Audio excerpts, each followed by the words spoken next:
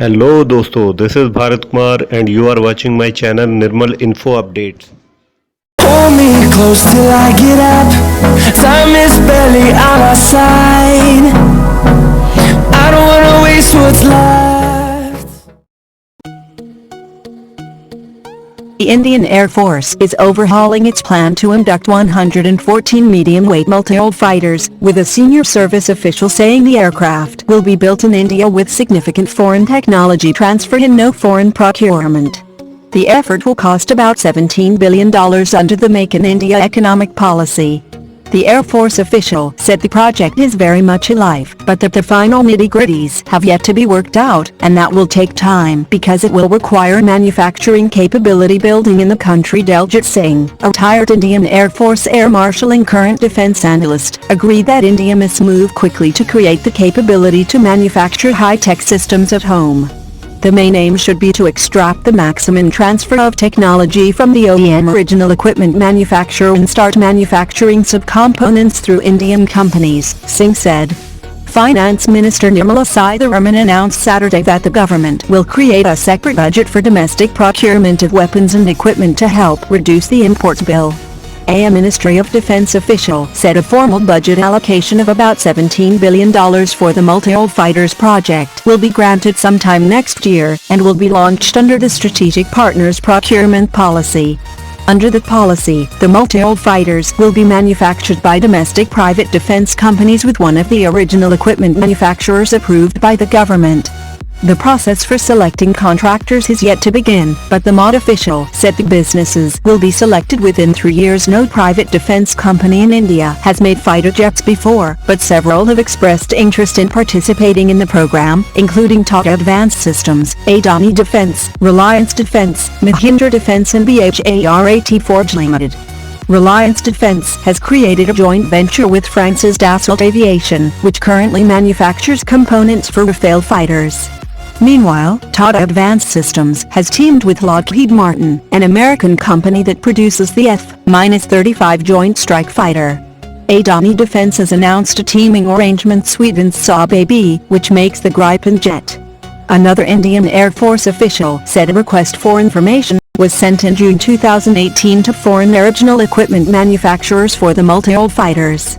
Among those who have responded to the RFI are Boeing, Lockheed Martin, Dassault Aviation, Saab AB, Airbus Defence and Space, Russian Aircraft Corporation, and Sukhoi Company.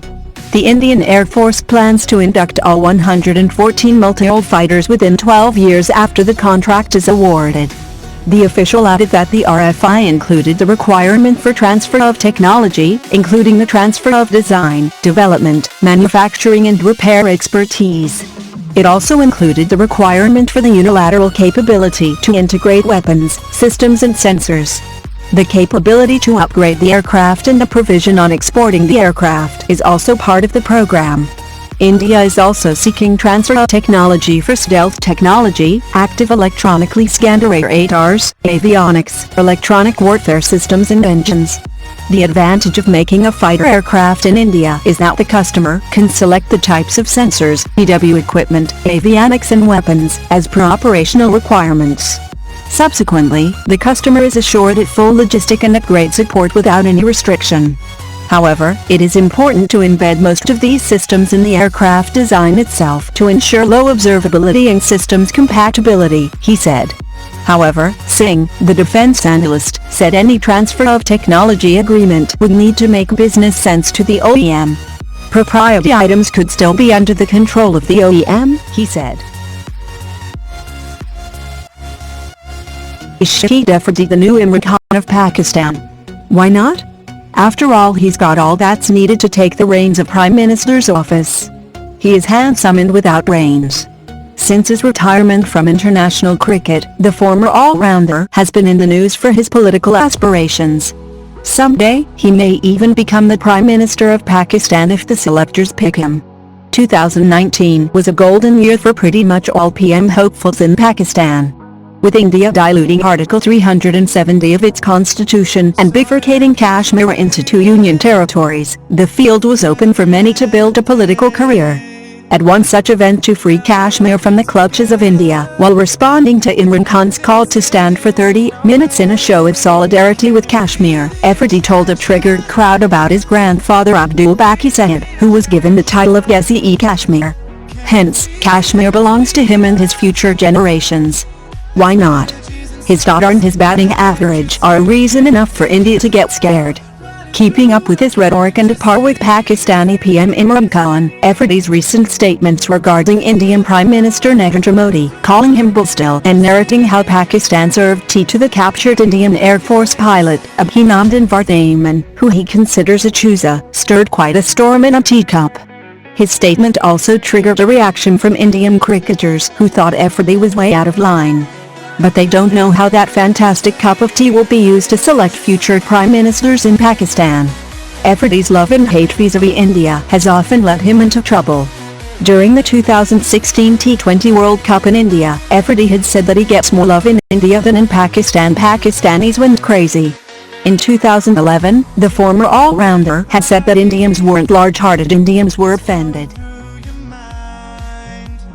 Space travel training for 4 Indian astronauts has resumed at Gagarin Research and Test Cosmonaut Training Center, GCTC, in Russia, Gladkosmos said on Thursday. This week, the GCTC specialists are giving theoretical classes on the basics of astrogation, the basics of manned spacecraft control in the Russian language to the Indian cosmonauts. Gladkosmos, a joint stock company, is part of the Russian state space corporation Roscosmos.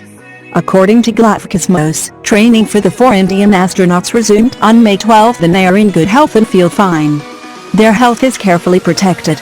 Gladkosmos said, GCTC continues to observe anti-epidemic regulations according to which sanitary and hygienic measures are carried out at all the GCTC facilities. Social distancing measures are applied and the presence of unauthorized persons is restricted. All employees and cosmonauts must wear medical masks and gloves. The contract for the training of Indian astronauts between Gladkosmos and the Human Spaceflight Center at the Indian Space Research Organization was signed on June 27, 2019 and 4 pilots from the Indian Air Force, IAF, were sent to GCTC for training in space travel and other aspects as part of India's maiden human space mission Gaganyaan.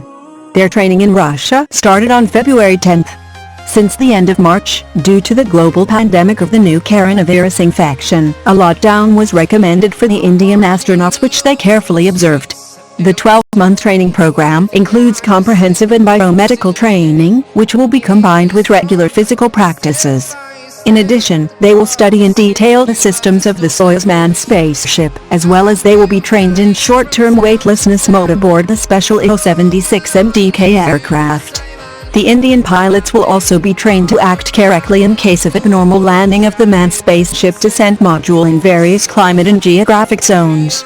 The most part of the training will take place at the GCTC facilities, Gladkosmos had said earlier.